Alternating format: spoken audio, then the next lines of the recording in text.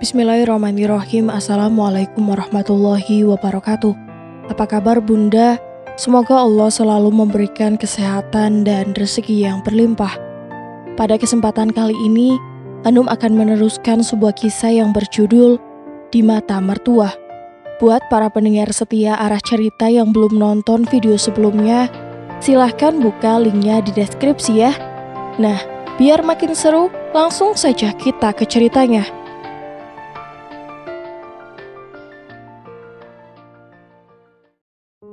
Beberapa hari kemudian, Hana pergi ke rumah Tio dengan tujuan untuk membujuknya.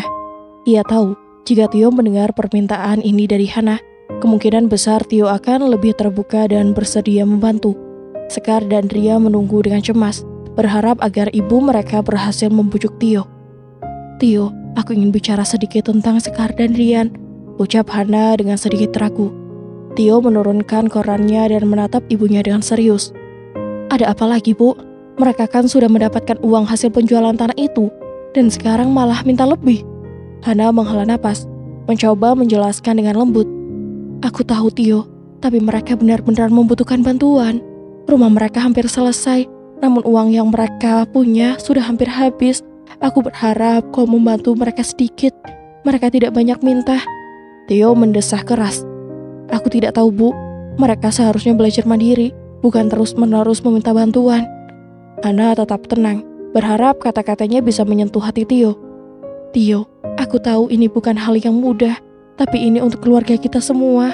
Jangan biarkan mereka merasa terpojok seperti ini, karena mereka tidak bisa melanjutkan rumah itu. Kita semua akan merasa dampaknya." Tio memejamkan matanya, berusaha mencerna kata-kata ibunya. Setelah beberapa saat, ia akhirnya mengangguk pelan. "Baiklah, aku akan bantu mereka. Tapi aku ingin mereka mengerti kalau ini bukan untuk selamanya. Mereka harus belajar berdiri di kaki mereka sendiri." Hana tersenyum lega. Mereka berhasil membujuk anaknya. "Terima kasih Tio. Aku tahu ini bukan hal mudah, tapi aku yakin mereka akan menghargainya." Setelah beberapa waktu, Hana kembali ke rumah. Sekar dan Rian sudah menunggu dengan harap-harap cemas. Rian langsung bertanya, "Ibu bagaimana? Apa Tio setuju?" Hana tersenyum. "Tio setuju membantu kalian."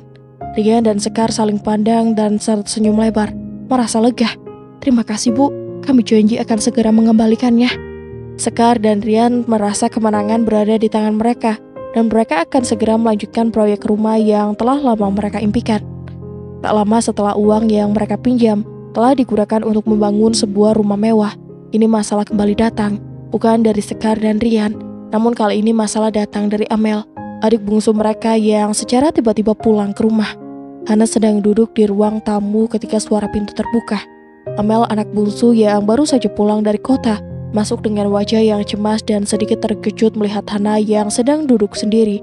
Hana mengangkat wajahnya dengan tersenyum. "Amel, kamu pulang? Kenapa lama sekali?" Amel tersenyum, meski senyum itu terlihat dipaksakan. "Iya Bu, aku pulang." Hana melihat putrinya yang terlihat sedikit berbeda. Wajah Amel tampak lebih pucat, dan ada sesuatu yang aneh dengan cara ia berjalan. Hana yang biasanya sangat peka, mulai merasakan ada sesuatu yang tidak beres. "Kamu kenapa Mel? Kok kelihatannya lelah banget?" tanya Hana, mengamati gerak-gerik putranya. Amel menghela napas panjang. Ia merasa cemas tetapi juga merasa bahwa ini adalah saat yang tepat untuk berbicara. "Bu, aku ada hal yang harus aku ceritakan." Hana melihat Amel dengan mata penuh perhatian. "Apa itu Mel? Kamu bisa ceritakan sama ibu?" Amel mulai merasakan kegelisahan dalam dirinya. Ia menundukkan kepala, dan dengan suara pelan ia mengumamkan sesuatu yang sudah lama ia pendam. "Bu, aku hamil." "Jadi kamu hamil, Amel? Hamil di luar nikah? Apa kamu tahu betapa memalukan ini? Betapa buruknya ini untuk keluarga kita?" ucap Ana sembari perlahan menjauhi Amel. Amel terdiam, tidak tahu harus berkata apa. Dia tahu ibunya marah tetapi tidak menyangka ibunya akan bereaksi sekeras itu. "Bu, aku minta maaf. Aku tidak tahu harus bagaimana. Ini terjadi begitu saja." Hana mengangkat tangan, menuju ke arah pintu dengan wajah yang dipenuhi kekecewaan. "Tidak ada yang perlu kamu jelaskan lagi, Amel. Aku tidak akan membiarkan aib ini terus ada di rumah ini." Amel merasa dadanya sesak, dan air mata mulai mengalir. "Bu, tolong jangan seperti ini. Aku tahu aku salah. Tapi aku butuh ibu. Aku butuh dukunganmu." Hana dengan mata yang penuh amarah berkata dengan tegas, "Dukunganku, kamu malah membawa aib ke rumah ini. Kamu tidak tahu betapa malunya aku punya anak sepertimu. Sekarang pergi dari rumah ini, aku tidak ingin melihatmu lagi." Amel terperangah. Ia tidak menyangka ibunya akan mengatakan itu, apalagi sampai mengusirnya dari rumah. "Bu, aku hanya ingin tetap tinggal di sini untuk mencari solusi bersama." Hana semakin marah. "Solusi? Solusinya adalah kamu pergi dan mencari cara sendiri untuk menghadapi masalahmu. Aku tidak akan terus menanggung malu karena kesalahanmu." Amel merasakan dunia seolah runtuh di sekitarnya. Ia tak pernah membayangkan ibunya akan berkata sekeras ini. Seluruh tubuhnya terasa lemas dan ia terpaksa berdiri meskipun hatinya hancur. "Jadi ibu benar-benar mengusir aku?" tanyanya dengan suara hampir berbisik, masih mencoba memahami apa yang baru saja terjadi. Hana hanya menatapnya dengan tajam, tak memberikan kesempatan untuk berbicara lebih banyak. "Iya Amel, aku tidak ingin kamu ada di sini. Pergi." Kecewa dan tertekan, Amel berjalan tanpa tujuan yang jelas. Air matanya terus mengalir, tubuhnya terasa lelah setelah berhadapan dengan ibunya yang mengusirnya begitu saja. Amel merasa sendirian, tanpa dukungan dari keluarga. Dalam keputusannya, ia teringat akan Tio dan Safa, yang selama ini hanya ia anggap sebagai bagian dari keluarga. Meskipun hubungannya dengan mereka tidak pernah terlalu dekat, tapi sekarang, di tengah situasi seperti ini, ia tahu ia tidak punya pilihan lain. Dengan langkah gontai, Amel akhirnya tiba di depan rumah Tio dan Safa. Rumah itu tampak tenang, namun suasana hatinya tidaklah demikian. Setelah mengetuk pintu, Safa yang membuka pintu dan langsung terkejut melihat Amel berdiri di depan pintu dengan wajah pucat dan mata yang masih basah karena menangis. "Amel, kenapa kamu di sini? Apa yang terjadi?" tanya Safa dengan penuh tanda tanya. Amel menunduk dan suaranya serak saat berbicara. Aku nggak punya tempat lain untuk pergi, Mbak Safa. Ibu mengusir aku dari rumah." Safa merasa terkejut dan khawatir. "Apa? Mengusir kamu? Tapi kenapa?" Amel menghela napas panjang. "Aku hamil, Mbak, dan ibu nggak bisa terima itu. Aku nggak tahu harus pergi kemana. Aku butuh bantuan." Mendengar pengakuan itu, Safa merasa hati kecilnya tersentuh, meskipun hubungan mereka tidak begitu dekat. "Jadi kamu hamil, dan ibu mengusir kamu?" tanyanya dengan nada prihatin. Amel mengangguk pelan, merasa tak berdaya. "Iya Mbak, aku nggak tahu lagi harus kemana. Aku minta izin tinggal di sini sementara waktu. Aku nggak bisa kembali ke rumah ibu." Safa terdiam sejenak, berpikir ia tidak bisa mengabaikan Amel begitu saja. Meskipun ada banyak perasaan yang mengganjal di hatinya, termasuk saat mengingat betapa marahnya dulu saat ia mengetahui bahwa Amel hanya memanfaatkan suaminya untuk bersenang-senang dengan cara terus-menerus meminta uang kepada Tio. Namun betapa cemas dan lelahnya Amel, ia memutuskan untuk membantunya. "Amel, kamu bisa tidur di sini. Kami akan membantu sebisa kami," kata Safa berusaha meyakinkan Amel. Amel merasa lega dan berterima kasih, meskipun masih ada rasa canggung di antara Amel. "Terima kasih Mbak, aku nggak tahu harus berkata apa lagi. Aku hanya butuh tempat untuk tinggal." Safa mengangguk, membuka pintu lebar-lebar mempersilahkan Amel masuk. "Tidak usah terima kasih Mel, kamu adalah adik kandung suamiku, jadi kamu juga keluargaku. Kita akan bantu kamu melewati ini." Setelah Amel masuk, Tio yang sebelumnya tidak tahu apa-apa tentang kedatangan Amel, datang dari arah ruang makan dan melihat adiknya yang sedang duduk di sofa. Matanya tampak lelah, dan ekspresinya menunjukkan bahwa ia sedang dalam keadaan tertekan. Tio mendekat dengan penuh rasa ingin tahu. "Amel, kamu di sini? Ada apa?" tanya Tio sembari duduk di sampingnya. Amel menatap Tio menghindari tatapan matanya. "Bang, aku hamil, dan ibu mengusir aku." Tio terkejut mendengar pengakuan tersebut, tetapi ia segera duduk di sebelah Amel, mencoba memberikan kenyamanan. "Amel, aku nggak tahu harus berkata apa, tapi kamu di sini. Kamu bisa tinggal di sini sementara waktu." Safa yang ada di dapur mendengar percakapan itu dan ikut mendekat. "Dia nggak punya tempat tinggal lain. Kita harus bantu dia, Mas." Tio menatap Safa dan mengangguk, meskipun masih ada rasa cemas dalam dirinya. "Tentu Amel, kalau kamu butuh apa-apa bilang saja. Ini rumah kamu juga." Amel mengangguk pelan, matanya mulai berkaca-kaca. "Terima kasih Bang Tio, terima kasih Mbak Safa. Aku nggak tahu apa yang aku lakukan tanpa kalian." Setidaknya untuk saat ini ia merasa lebih aman dan didukung. Tio dan Safa memberikan ruang bagi Amel untuk bernafas, meskipun mereka tahu ini bukan masalah yang mudah. Keputusan untuk tinggal di rumah mereka adalah keputusan yang penuh pertimbangan. Tetapi Tio dan Safa tidak bisa memberikan Amel sendirian dalam situasi yang sulit ini. Hari itu, Tio merasa gelisah. Pikiran tentang Amel dan kehamilannya mengganggu benaknya. Ia tidak bisa membiarkan adiknya sendirian dalam situasi ini, meskipun hubungan mereka tidak terlalu dekat. Tio merasa bertanggung jawab sebagai kakak. Salah satu hal yang harus dia lakukan sekarang adalah mencari Zidan, kekasih Amel, dan meminta pertanggungjawabannya atas kehamilan adiknya. Setelah mencari tahu, Tio akhirnya menemukan tempat Zidan bekerja. Zidan yang duduk di meja kerjanya tampak terkejut melihat Tio masuk ke dalam ruangan. Tio langsung mendekat dengan tatapan serius. "Zidan, kita perlu bicara," ucap Tio dengan tatapan matanya yang tajam. Zidan terlihat agak cemas. Ia tahu bahwa pertemuan ini tidak akan mudah. "Bang Tio, ada apa? Kenapa abang datang kemari?" Tio menatapnya tajam. "Aku tahu semuanya, Zidan, tentang Amel dan kehamilannya." Ia berbicara dengan nada yang lebih keras, penuh tekanan. "Aku ingin kamu bertanggung jawab atas apa yang terjadi." Zidan terdiam sejenak, memikirkan kata-kata Tio. Ia tahu bahwa ini adalah saat yang sulit, tetapi ia tidak bisa menghindar. "Bang Tio, aku sudah tahu. Aku tidak bisa membayangkan apa yang Amel hadapi sekarang. Aku tidak berniat untuk meninggalkannya begitu saja. Aku akan bertanggung jawab." Tio menatapnya dengan skeptis. "Kamu harus lebih dari sekedar kata-kata, Zidan. Amel butuh dukungan, bukan janji kosong. Ini bukan hanya soal kamu dan Amel. Ini tentang keluarga kami." Zidan menghela napas panjang, merasa frustasi. "Aku tahu, Tio, dan aku menyesal atas apa yang terjadi. Aku siap bertanggung jawab dan aku akan mendukung Amel, baik dari segi finansial maupun emosional. Aku akan menikahinya, Tio." Tio merasa sedikit lebih lega mendengar pernyataan itu, meskipun masih ada keraguan di dalam dirinya. "Kamu pasti akan menikahinya?" tanyanya dengan nada serius. Zidan mengangguk tegas. "Iya, aku akan menikahinya. Aku gak akan meninggalkan Amel, Tio. Aku sudah membuat kesalahan dan aku ingin memperbaikinya." Tio masih terlihat ragu, namun ia akhirnya mengangguk. "Baiklah, Zidan, aku akan percaya padamu. Tapi harus kamu menunjukkan bahwa kamu serius. Jangan biarkan Amel merasa sendirian lagi." "Aku janji, Tio. Aku akan melaksanakan tanggung jawabku," jawab Zidan. Tio membuka pintu rumahnya dengan sedikit ragu. Malam itu terasa lebih sunyi dari biasanya. Hanya terdengar suara angin yang berhembus pelan di luar. Amel duduk di sofa ruang tamu. Tangannya memegang secangkir teh hangat yang hampir dingin.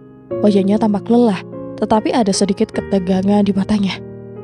"Zidan sudah berjanji," kata Tio setelah duduk di seberang. "Tapi aku gak mau kamu berharap terlalu tinggi sebelum dia benar-benar membutuhkannya." Amel mengangguk pelan, mengusap perutnya yang mulai membesar. "Aku mengerti, Bang. Aku juga gak mau terburu-buru percaya. Tapi setidaknya dia datang dan mengakui kesalahannya." Tio menghela napas panjang, lalu bersandar di sofa. "Aku hanya ingin kamu dan bayi ini tetap aman. Makanya selama semuanya belum jelas, lebih baik kamu tetap di sini dulu." Amel tersenyum kecil. "Aku tahu, Bang. Terima kasih sudah membiarkanku tinggal di sini. Aku gak tahu harus kemana kalau gak ada Abang." Tio menatapnya dengan serius. "Kamu gak sendirian, Mel. Aku akan selalu ada buat kamu. Keluarga kita mungkin gak sempurna, tapi aku gak akan biarkan kamu menghadapi ini sendiri." Suasana hening sejenak. Amel menggenggam cangkirnya erat, merasakan hangat yang tersisa.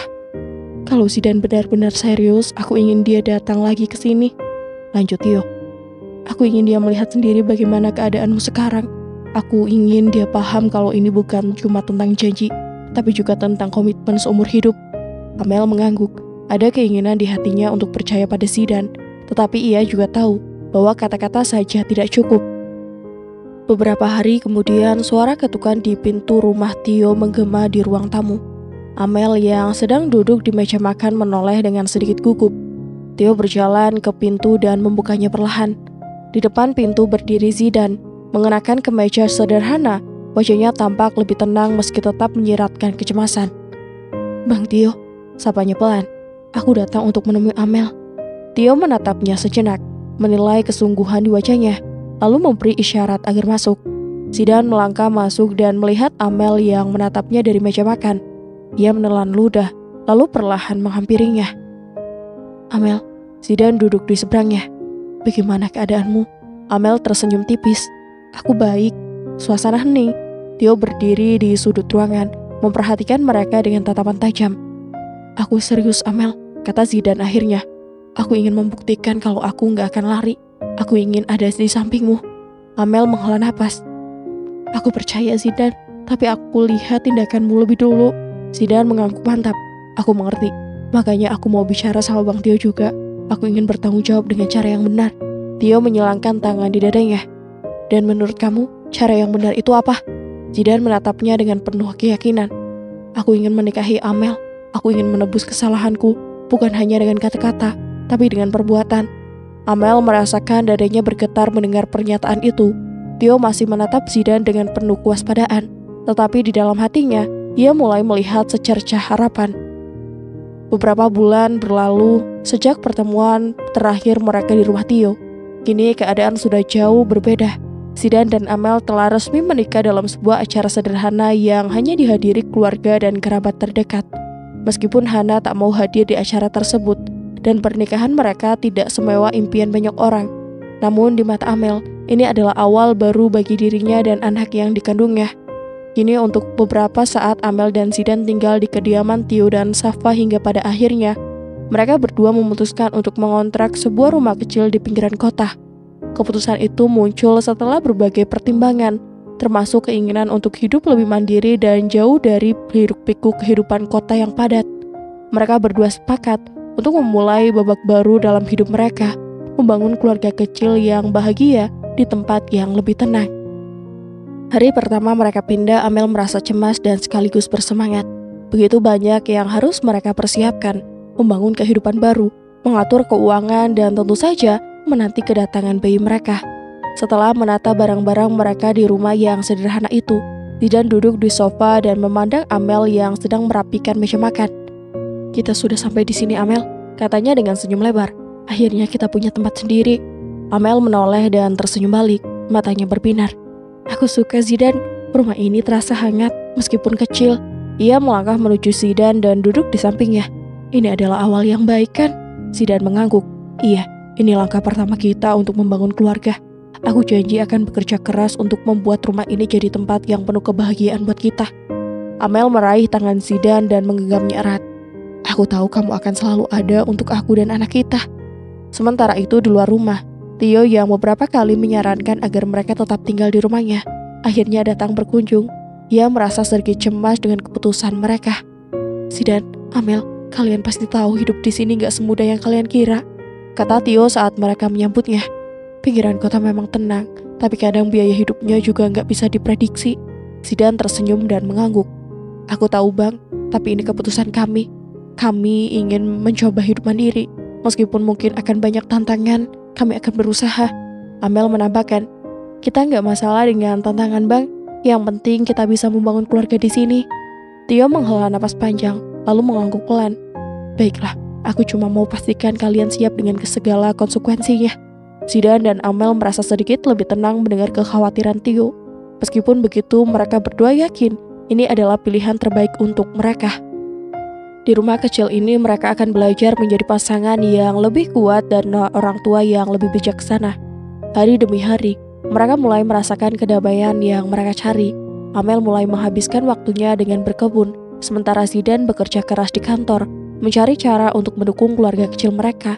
Meskipun tidak banyak, mereka menikmati setiap momen bersama, terutama saat makan malam di meja makan kecil yang mereka atur dengan penuh cinta. Pernikahan mereka belum sempurna, tapi mereka merasa lebih dekat dengan setiap tantangan yang mereka hadapi bersama. Rumah kecil mereka menjadi saksi bagi setiap tawa, air mata, dan harapan yang mereka rajut bersama. Setelah selesai dengan urusan adiknya, kini Tio dan Safa merasa dunia mereka perlahan ambruk. Mereka yang dulu hidup cukup nyaman dengan pekerjaan Tio sebagai pegawai bank, kini harus diterpa serba kekurangan. Kini mereka merasa mulai kesulitan memenuhi kebutuhan sehari-hari, apalagi mengingat Nadia yang sudah harus mendaftar sekolah tahun depan. Di pagi hari, Tio duduk di ruang tamu, memeriksa dan berusaha mengatur ulang keuangan keluarga mereka. Di sampingnya Safa berdiri dengan wajah cemas, memegangi secangkir kopi. Waza dan Nadia, anak-anak mereka, sedang bermain di halaman belakang, tanpa mengetahui betapa rumitnya situasi yang sedang dihadapi orang tua mereka. Mas, kita harus mulai merencanakan anggaran ulang. Jika ini terus berlanjut, kita nggak akan bisa bertahan lama, ujar Safa dengan nada yang penuh kekhawatiran. Tio menghela napas. Aku tahu, Pak. Aku sudah mulai merasa kehabisan akal. Aku gak ingin membuat Faza dan Nadia khawatir, tapi kita harus bicara tentang solusi. Safa merasakan kepedihan di mata Tio. Mereka berdua tahu bahwa keadaan semakin tidak terkendali. Mereka sudah mengurangi banyak pengeluaran, tetapi tagihan dan utang yang terus menumpuk memaksa mereka untuk mencari jalan keluar lebih cepat. Dan jalan satu-satunya tak lain adalah menagih uangnya yang dipinjam oleh Rian dan Sekar kala itu untuk membangun rumah mereka. Hari itu, Tio datang ke rumah Rian dengan wajah serius. Ia datang bernama Safa dan kedua anaknya. Rian yang sedang duduk di ruang tamu bersama Sekar terkejut melihat kedatangan mereka. Ia tahu bahwa ini bukan kunjungan biasa. "Rian," kata Tio dengan nada datar, "kita perlu bicara." Rian berusaha tersenyum, tetapi di dalam hatinya ada kegelisahan. Ia tahu hari ini pasti saat yang sangat menegangkan. "Ada apa, Bang?" tanyanya, mencoba terdengar santai. Tio menatapnya tajam. "Aku tahu kita sudah beberapa kali bicara tentang pinjaman yang kamu ambil. Aku gak mau terlalu mendesak, tapi sekarang saatnya kamu mulai pikirkan bagaimana cara untuk mengembalikannya." Safa yang duduk di samping Tio menambahkan, "Kami juga punya kebutuhan yang semakin mendesak, Rian. Kita bukan hanya meminjamkan uang begitu saja, tapi kita juga ingin melihat kamu dan Sekar lebih bertanggung jawab dengan keuangan." Aku akan mengembalikannya, Bang. Kami sedang berusaha," ungkap Rian mencari alasan. Sekar yang duduk di sebelah Rian juga mengangguk, mencoba mendukung suaminya. "Kami berjanji, Bang, hanya saja kami butuh waktu sedikit lagi." Namun Tio tetap terlihat tegas. "Waktu, Rian, berapa lama lagi? Kamu harus tahu, ini bukan hanya soal uang, ini soal kepercayaan. Kamu dan Sekar sudah mendapatkan banyak dari kami, dan sekarang kami butuh bantuannya juga." "Bang," kata Rian dengan suara rendah, "kami benar-benar minta maaf. Kami memang tidak bisa membayar sekarang, tapi kami akan cari jalan untuk mengembalikannya. Janji." Tio menghela napas panjang. "Rian, aku gak mau dengar janji-janji lagi. Sekarang kamu harus mulai berpikir lebih realistis. Jangan sampai kesombongan kalian membuat semuanya semakin sulit." Safa menatap Sekar dengan ekspresi yang lebih lembut, meskipun masih ada kekecewaan di matanya. "Sekar, kamu tahu kan bahwa kami tidak meminta lebih dari apa yang kamu dan Rian bisa bayar. Tapi kami juga butuh kepastian. Jangan buat kami merasa terjebak." Sekar menunduk, tak berani menatap ke arah Safa. "Kami benar-benar menyesal, Safa. Kami akan mulai mencari solusi.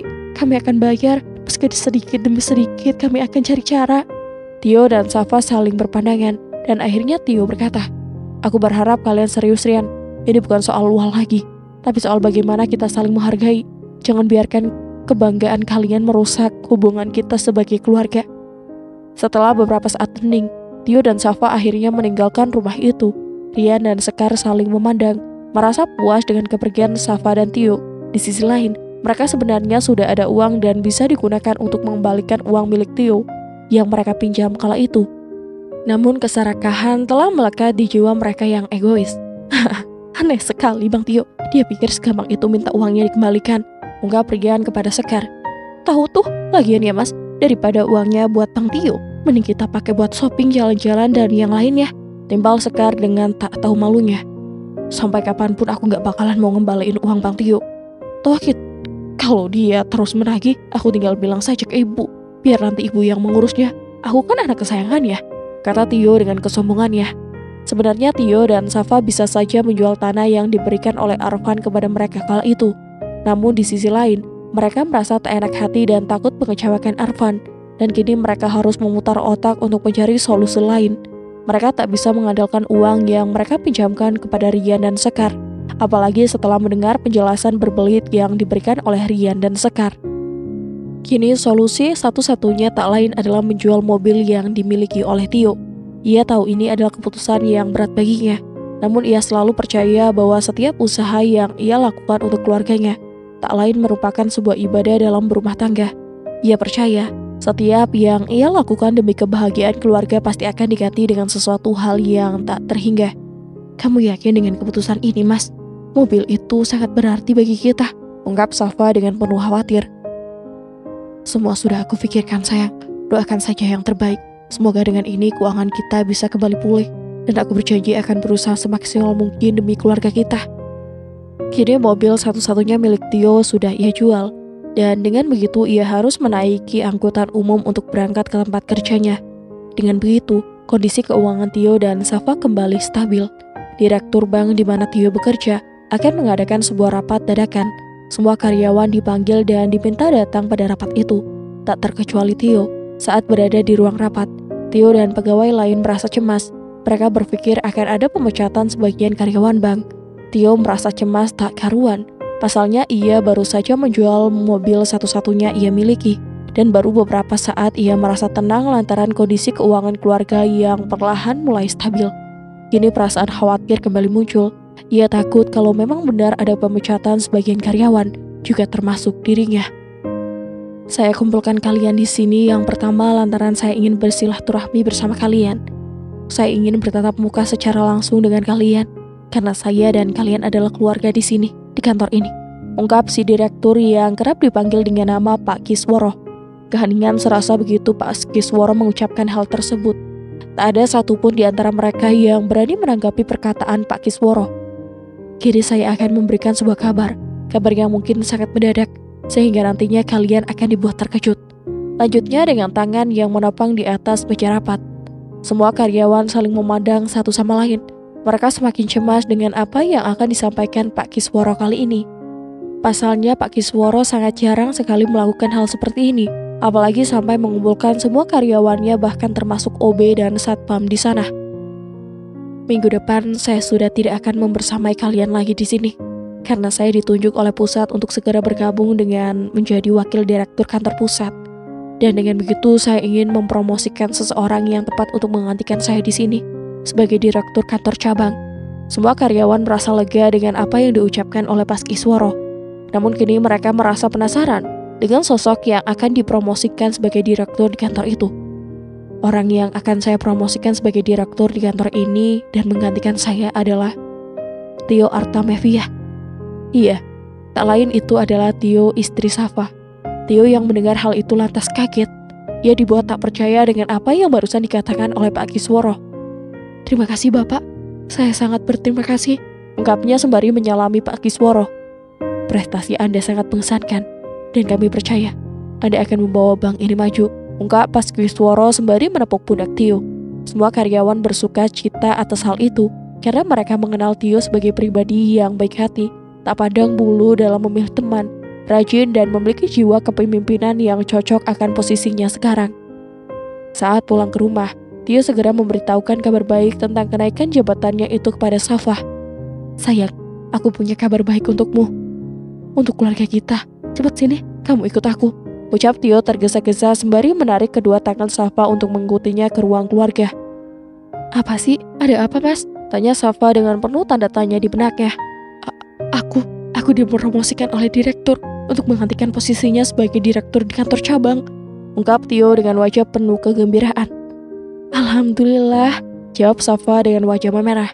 Mereka merayakan kabar baik ini dengan cara mengajak kedua anaknya untuk makan malam bersama di luar. Semua yang Tio dapatkan tak lain adalah hasil dari kerja keras, usaha, dan dorongan doa dari istri tercinta. Jadi masalah keuangan keluarga mereka segera teratasi dengan baik. Kenaikan jabatan Tio tak serta-merta membuat Safa menjadi istri yang boros. Ia tetap mempertahankan prinsipnya untuk menjadi istri yang tidak suka menghambur-hamburkan uang demi hal yang tidak penting. Mobil yang dulu Tio jual juga kini terganti dengan yang jauh lebih bagus. Hari demi hari berlalu. Hubungan antara Tio dan adiknya Amel kini mulai membaik. Tak jarang keduanya saling berkunjung ke rumah satu sama lain. Namun Amel yang sudah merasa kecewa dengan sang ibu, memilih untuk menjauh dan tak mau mendatanginya. Bahkan lewat depan rumahnya pun ia menolak. Padahal Tio dan Safa sudah berusaha menasehatinya. Namun apalah daya, Amel yang sudah merasa begitu kecewa dengan sang ibu, memilih untuk tak menghiraukan nasihat Tio dan Safa. Amel, abang tahu kamu sudah sangat kecewa dengan ibu. Tapi kamu juga perlu berpikir lebih dewasa, apalagi kamu sudah menjadi seorang ibu, ungkap Tio saat Amel berkunjung ke rumahnya bersama Didan dan sang anak yang masih bayi. Amel terdiam untuk beberapa saat, mencerna apa yang abangnya katakan. Untuk saat ini aku belum bisa memaafkan ibu bang. Aku tak bisa semudah itu memaafkan seseorang yang sudah menelantarkanku di saat aku sedang mengalami kesulitan, ungkap Amel dengan nada datar. Iya Mel, iya, abang paham maksud kamu. Tapi cobalah kamu renungkan sekali lagi. Kamu turunkan egomu. Usia ibu sudah semakin menua. Abang tak ingin keluarga kita ditinggalkan ibu dengan kondisi seperti ini nantinya. Abang mengerti perasaanmu, tapi mau bagaimanapun juga dia itu ibu kita, ibumu, nenek dari anak-anak kita, Mel. Ucap Tio dengan nada yang lebih halus. Kini Amel perlahan mulai menyadari apa yang dikatakan Tio adalah sebuah hal yang benar. Dia juga tak mau kelak anaknya melakukan hal yang sama dengan apa yang dilakukan Amel saat ini kepada ibunya. Baiklah bang, nanti akan kufikirkan kembali, jawabnya dengan nada rendah. Mendengar hal itu, sontak Tio berkata, "Ibu sayang kamu, Mel. Sampai kapanpun ia akan menyayangimu. Mungkin saja saat kejadian itu hati ibu sedang tidak puas, sehingga ia tidak bisa mempertimbangkan keputusannya kala itu," ungkap Tio dengan meyakinkan. Beberapa hari berlalu, kini Tio dan Safa akan pergi berkunjung ke rumah Hana. Di sepanjang perjalanan, Safa selalu berharap semoga saja sikap ibu mertuanya itu sudah sepenuhnya berubah, dan tak lagi berpilih kasih dengan iparnya yakni Sekar. "Assalamualaikum bu," suara Tio di depan pintu. "Waalaikumsalam, kamu Tio, ayo masuk," jawab Hana sembari membuka pintu. Mereka duduk di ruang keluarga, sedangkan Faza dan Nadia bermain di halaman rumah. "Gimana kabar ibu, sehat kan?" tanya Tio dengan senyuman. "Ibu baik nak, oh iya, gimana adikmu, Amel?" Hana mencoba membuka obrolan dengan Tio. Dia merasa penasaran dengan Amel yang sekarang, karena semenjak kejadian saat itu, kini Amel tak pernah lagi kembali atau sekadar mengunjungi ibunya. Walaupun Hana tahu bahwa beberapa waktu sebelum Amel menikah dengan Zidan, ia sempat tinggal di rumah Tio dan Safa. Lalu setelah menikah ia ngontrak di pinggiran kota. "Amel, dia baik bu, anaknya sudah lahir, namanya Marta," jawab Tio. "Oh begitu, syukurlah kalau begitu," ujar Hana sembari menyadarkan badannya di sofa. "Usia ibu sudah semakin menua, ini kalian semua sudah berkeluarga. Bahkan Rian dan Sekar yang dulu selalu mendatangi ibu, ini tak pernah kembali datang ke rumah. Setelah rumah barunya jadi, sedangkan Amel yang sudah merasa kecewa dengan ibu, sudah tak mau lagi menemui ibu. Apa memang sudah saatnya ibu sendirian?" Hana kini mulai menyadari akan kesalahannya dulu. "Us, ibu gak boleh bilang begitu. Di sini masih ada aku dan Safa yang selalu siap berada di samping ibu," ucap Tio dengan wajahnya yang serius. Hana terdiam untuk beberapa saat ketika mendengar apa yang dikatakan oleh Tio. Kini ia juga mulai sadar akan kesalahannya kepada mereka. "Tio, Safa, maafkan ibu. Ibu selalu berpilih kasih dan lebih memilih kepada adik-adik kalian. Ibu sadar, ibu mengakui kesalahan ibu. Ibu ingin di sisa umur ibu, kalian dan adik-adik kalian bisa berkumpul bersama dan bersatu kembali," ungkap Hana dengan wajah sedih. Hana menatap menantunya dengan mata berkaca-kaca. Untuk pertama kalinya ia menggenggam tangan Safa erat. "Kamu begitu baik nak, maafkan ibu," ucapnya dengan suara bergetar. Safa tersenyum lembut. "Ibu jangan seperti ini, kami akan selalu ada untuk ibu." Namun dalam hati Hana sesal itu semakin menyesakan, sebab kini ia sadar kasih sayang selama ini ia berikan tidak adil, dan akibatnya dua anaknya menjauh. Hanya Safa yang dulu ia abaikan yang kini tetap ada di sisinya. Hana terisak, menyesali semua yang telah ia lakukan. Tapi waktu tak bisa diputar kembali. Ia hanya bisa berharap suatu hari nanti Rian dan Amel akan kembali kepadanya, memberikannya kesempatan untuk menebus kesalahannya. Malam semakin larut, tetapi Hana masih duduk di ruang tamu, ditemani secangkir teh yang sudah dingin. Tio dan Safa baru saja pulang setelah memastikan bahwa ibunya baik-baik saja. Namun, hati Hana tetap gelisah. Kerinduan akan Rian dan Amel semakin menusuk dadanya. Sejak Rian mulai menjauh, Hana menyadari bahwa pilih kasihnya telah ia berikan ke orang yang salah. Sekar menantu yang dulu ia banggakan, kini bahkan tidak pernah menghubunginya lagi. Rian hanya sesekali mengirim kabar, itu pun tanpa ada kehangatan seperti dulu. Sedangkan Amel, betapa Hana merindukan putri bungsunya. Ia selalu teringat hari di mana ia mengusir Amel dari rumah yang penuh amarah. Kata-kata pedas yang ia lontarkan kala itu masih terngiang di telinganya. Suatu hari, dengan penuh keberanian, Hana mencoba menghubungi Rian lebih dulu. "Rian, kapan kamu ke rumah? Ibu rindu," suaranya lirih saat menelpon putranya. "Iya bu, nanti kalau ada waktu," jawab Rian singkat. Jawaban itu membuat hati Hana semakin hancur. Ia tahu dulu Rian tidak akan menjawab seperti itu. Dulu, hari demi hari berlalu, Hana semakin sering merenung, berharap ada keajaiban yang membawa anak-anaknya kembali. Hingga suatu sore, mobil milik Tio berhenti di depan rumahnya. Hana yang tengah duduk di teras terkejut saat melihat siapa yang turun dari mobil itu. Amel. Putri bungsunya itu berdiri di sana. sembari menggendong seorang bayi kecil yang tak lain adalah Martha, anak Amel. Di sana ia tak hanya bersama bayinya, ia juga bersama seorang pria yang Hana tahu adalah suaminya, Zidan. Hana tercekat, itu pasti cucuku. Tanpa pikir panjang, Hana bangkit dan berjalan tertatih mendekati mereka. Air matanya sudah berlinang sebelum ia sempat membuka mulut. Amel, suara Hana bergetar. Amel memandang ibunya dengan ekspresi yang sulit diartikan. Ada rindu, ada luka, tetapi juga ada kehangatan yang masih tersisa. Ibu sehat? Tanya Amel akhirnya. Hana mengangguk cepat. Lalu tanpa menunggu jawaban, ia merengkuh Amel ke dalam pelukannya. Tangisnya pecah, dan kali ini ia tak ingin melepaskan putrinya lagi. Maafkan ibu ya, maafkan ibu, isaknya berulang kali. Amel tak segera menjawab, tetapi setelah beberapa saat, ia pun membalas pelukan ibunya dengan erat. Ibu sudah menyesal, bisik Amel. Hana mengangguk, menangis semakin keras. Aku juga rindu ibu, Amel akhirnya berkata. Dan itu sudah cukup bagi Hana untuk tahu bahwa ada harapan bagi keluarganya untuk kembali utuh. Mungkin Rian masih belum bisa membuka hatinya, tetapi setidaknya hari itu Hana mendapatkan kembali satu anak yang pernah ia buang. Dan itu adalah awal dari penebusan yang selama ini ia dambakan. Kini permasalahan demi permasalahan terselesaikan. Dan kini hanya satu anak Hana yang masih angkuh dengan sikapnya yang tidak memperdulikan orang tua. Beberapa bulan kemudian, kini giliran keluarga Rian dan Sekar yang ditempa masalah keuangan. Keduanya tak tahu harus bagaimana lagi, ditambah dengan kondisi toko yang Rian kelola sudah semakin sepi pelanggan. Satu-satunya jalan adalah ia harus kembali meminjam uang kepada Tio dan Safa. Di hari itu juga, tanpa rasa malu, Rian dan Sekar mendatangi kediaman Tio dan Safa. Di sana Tio dan Safa menyambutnya dengan baik. Mereka berpikir kedatangan Rian dan Sekar ke sana untuk membalikan uang yang dulu mereka pinjam. Ada apa ya, Kar? Kok tumben sekali kalian datang ke sini? Ucap Tio membuka obrolan. Jadi gini, Bang. Belum sempat Rian menyelesaikan ucapannya, tiba-tiba terpotong. Bentar ya. Sayang. Tio menghentikan ucapan Rian dan segera memanggil istrinya.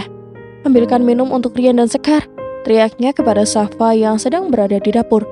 Oh iya, ayo dilanjutkan. Bagaimana tadi?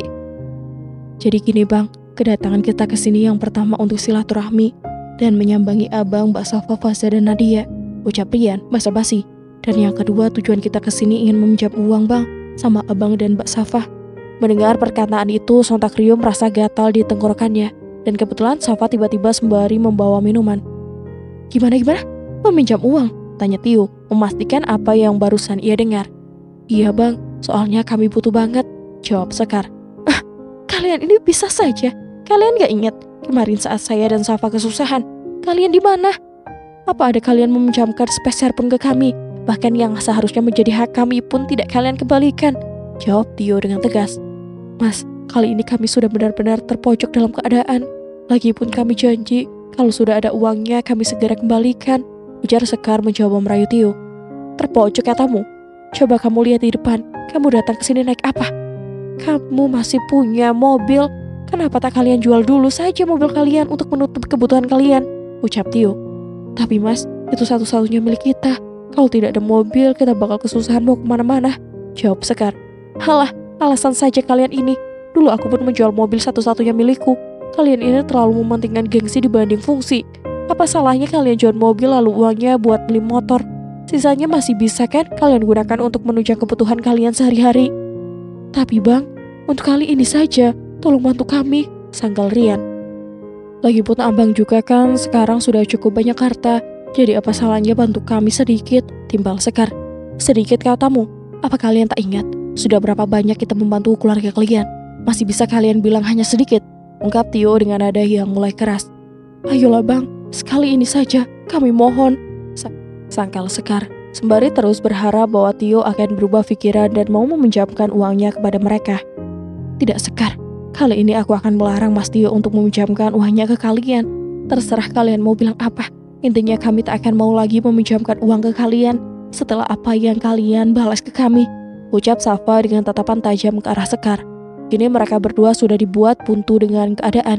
Mereka hanya bisa terdiam setelah mendengar jawaban Tio dan Safa kali ini. Setelah keheningan menerpa ruangan itu, tak lama Rian berkata, Baiklah kalau begitu Mas, kami pamit dulu. saat Sekar dan Rian mulai melangkah ke arah pintu dengan terdengar suara dari belakang, yang sesaat menghentikan langkah mereka berdua. "Tunggu Sekar, Rian, jangan lupakan hutang kalian yang 20 juta ke kami." Suara Safa memecah ruangan-ruangan. Iya mbak, segera kami usahakan." Kemudian mereka melanjutkan langkahnya keluar dan menggandeng Fahri yang sedang bermain di teras bersama Faza dan Nadia. Setelah kepergian Rian dan Sekar, kini Safa yang merasa dirinya terlalu berlebihan kepada adik iparnya berkata, "Mas, apa kita tak berlebihan dengan mereka?" Ucapnya kepada Tio. "Tidak sayang, memang sudah seharusnya mereka sekali-kali kita seperti itu kan?" Jawab Tio, menenangkan Safa. "Tapi apa mereka tak merasa sedikit sakit hati karena kita, Mas?" Tanya Safa memastikan. "Sudah, tidak usah dipikirkan," jawab Tio singkat sembari menyeruput minumannya. Setelah sampai di rumah, Rian dan Sekar kembali merenung. Mereka duduk di sofa. "Sialan sekali Bang Tio, bisa-bisanya dia tolak permintaan kita," gumam Sekar. "Sialan sekali mereka, padahal kita sudah sampai memohon-mohon, tapi masih saja mereka kekeh," timbal Rian. Kini satu-satunya cara untuk memulihkan kondisi keuangan mereka tak lain dengan cara menjual mobil yang mereka kredit itu. Mobil itu belum lunas, namun mereka selalu mengaku bahwa mereka membeli mobil itu cash tanpa kredit kepada seluruh tetangga, bahkan kepada Safa dan Tio sekalipun. "Sekar, di mana kamu?" teriak Rian dengan penuh emosi mencari keberadaan Sekar di dalam rumahnya. "Ada apa sih mas? Pulang-pulang kayak orang kesurupan?" tanya Sekar dengan nada tinggi, sembari melangkah maju menghampiri suaminya. "Kamu jujur sama aku, kamu kan yang ngambil uang toko," desak Rian dengan penuh amarah. "Hah? Apa sih mas? Kok jadi aku yang dituduh?" Galak Sekar dengan ekspresi meyakinkan. "Halah, ngaku saja kamu Sekar, aku sudah tahu kalau itu kerjaan bukan?" jawab Rian yang semakin mendesak Sekar. Saat itu Sekar yang sudah tak bisa mengelak akhirnya mengakui bahwa memang benar, ia yang telah mengambil uang toko dengan cara diam-diam, tanpa sepengetahuan sang suami. Iya, aku yang ngambil uangnya mas, lagian aku butuh uang itu untuk beli keperluanku. Skincare udah habis, bedak habis, lipstik yang lainnya juga, jawab Sekar dengan angkuh. "Astaga Sekar, kamu itu kenapa sih? Selalu saja mendahulukan keinginanmu tanpa berpikir panjang. Kamu tahu kan, toko akhir-akhir ini sepi. Udah gak kayak dulu lagi, kamu harus lebih hemat," ucap Rian yang sudah tidak tahan dengan sikap istrinya.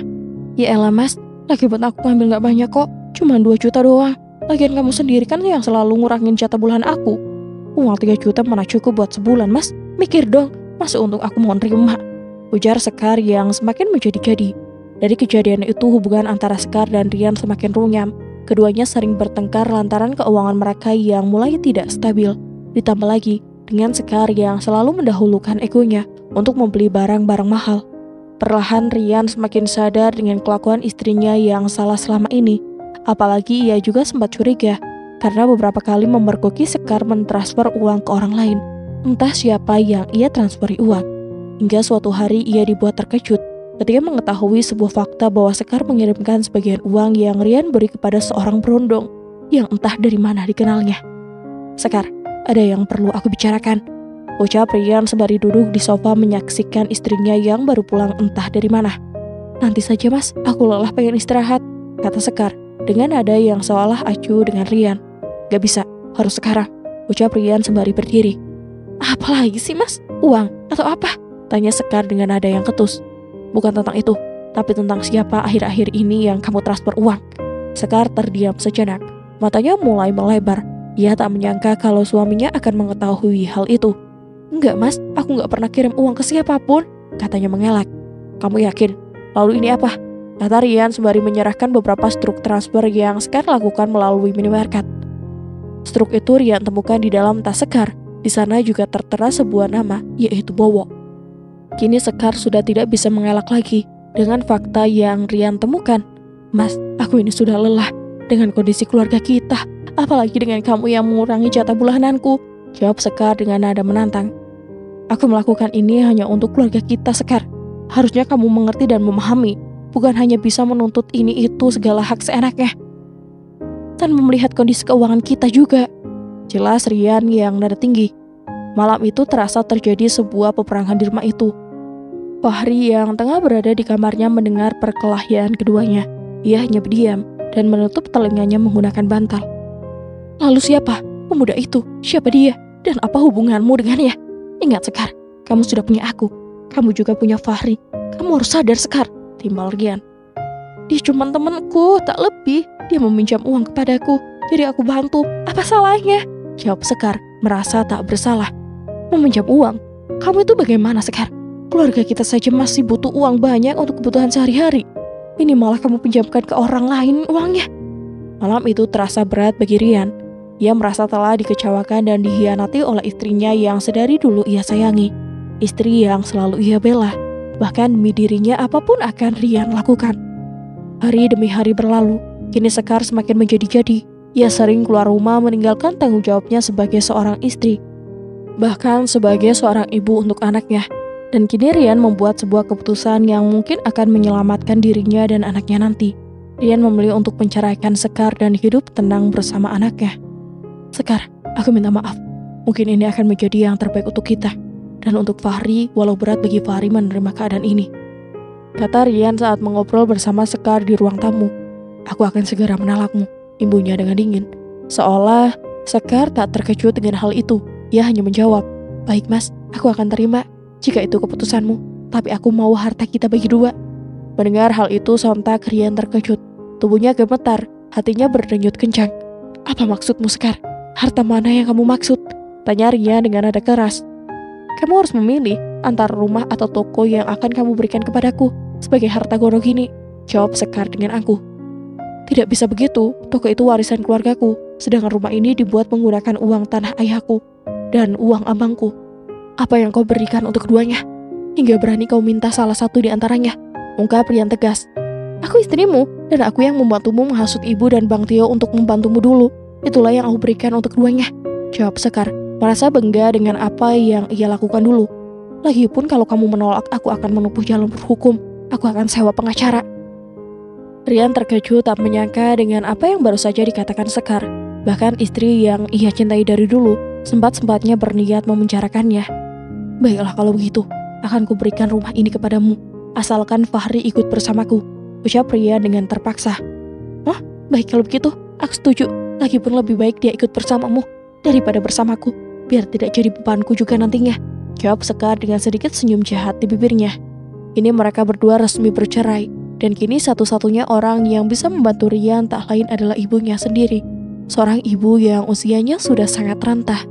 Dengan rasa malu di hatinya, Rian beranjak menuju rumah Hana bersama Fahri. Bu, suara Liri terdengar dari luar pintu. Dengan tertati dan jalan membungkuk, Hana menuju pintu lalu membukanya. Rian, ya Allah anakku, kamu kenapa nak? Tanya Hana dengan wajah keriputnya. Tanpa menjawab pertanyaan yang ibu Rian segera bersujud memohon ampun kepadanya. Lalu kini ia menceritakan semua yang terjadi kepada Hana. Hana yang mendengar semua cerita Rian hanya bisa menangis. Menyesal karena dulu sudah menempatkan hatinya kepada Sekar.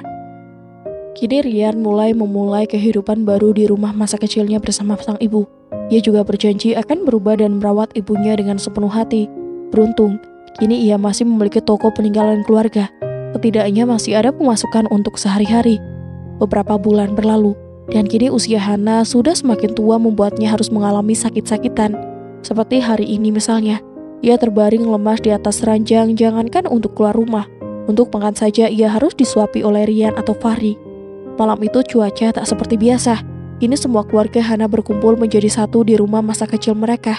Sang ibu yang kondisinya semakin parah membuat mereka menyesali perbuatannya masing-masing di masa itu. Nak, tolong jaga pesan ibu. Jadilah saudara yang baik selalu sama lain. Jangan egois dengan kepentingannya masing-masing ya nak. Ibu minta maaf kepada kalian, kepada menantu-menantu ibu. Ibu sangat menyesal dengan apa yang ibu lakukan dulu. Ibu minta maaf, ucap Hana dengan suara lirih dan hampir tak terdengar. Ibu, aku berjanji akan berubah segalanya. Aku akan memperbaiki semua kesalahanku. Ibu harus kembali sehat ya bu, ucap Rian menahan air matanya. Bu, aku janji, aku akan selalu berada di sisi ibu. Aku minta maaf ya bu, kalau akhir-akhir ini aku jarang mendatangi ibu, kata Tio sembari mengusap lembut kepala sang ibu. Di sana keadaan sangat haru. Kehangatan yang sudah lama menghilang kini kembali mereka rasakan. Namun itu hanya sesaat hingga akhirnya Hana memejamkan matanya dan tak pernah membukanya lagi. Ia wafat. Setelah kepergian Hana, kini rumahnya terasa sepi. Tak seperti dahulu lagi. Rian yang duduk di bangku ruang keluarga kembali teringat dengan masa-masa kecilnya bersama Tio dan Amel. Di sana ia menatap foto sang ibu dan ayahnya yang sudah meninggal. Sedangkan Amel kini sudah mempunyai rumah sendiri. Ia dan Zidan berhasil membuka pintu kesuksesan dengan Zidan membuka bengkelnya sendiri. Bukan cuma 1 atau 2, tapi puluhan di setiap kota di Indonesia. Mereka semua berjanji, setiap hari besar tiba, mereka akan berkumpul di rumah Hana untuk kembali mengenang masa kecilnya. Sedangkan Sekar kini hancur termakan ketamakan dan keegoisan sendiri. Ternyata setelah bercerai dengan Rian, ia memilih menikahi simpanannya. Lalu mereka menjalankan bisnis berupa jual beli barang terlarang. Yang tak lain adalah narkotika. Kini keduanya diringkus oleh pihak kepolisian. Rian memilih untuk mulai kehidupan baru dan sendiri untuk beberapa waktu. Ia selalu menitipkan Fahri ke rumah abangnya di saat Rian akan berangkat ke toko. Kebahagiaan kini menyelimuti keluarga mereka. Sudah tak ada lagi ipar yang terasingkan. Semuanya telah sembuh dengan lukanya masing-masing. Keluarga bukan hanya darah, tapi juga cinta dan kasih sayang. Jadilah seperti Safa dan Tio yang bijak dalam menghadapi setiap konflik keluarga. Tak mudah tersulut emosi, dan mampu memberikan rasa nyaman terhadap siapapun. Dan berakhir sudah kisah kali ini. Semoga kita semua bisa mengambil hikmahnya. Dan dari Hanu mohon maaf apabila ada salah kata dalam penyampaian cerita. Akhir kata, sampai jumpa. Wassalamualaikum warahmatullahi wabarakatuh.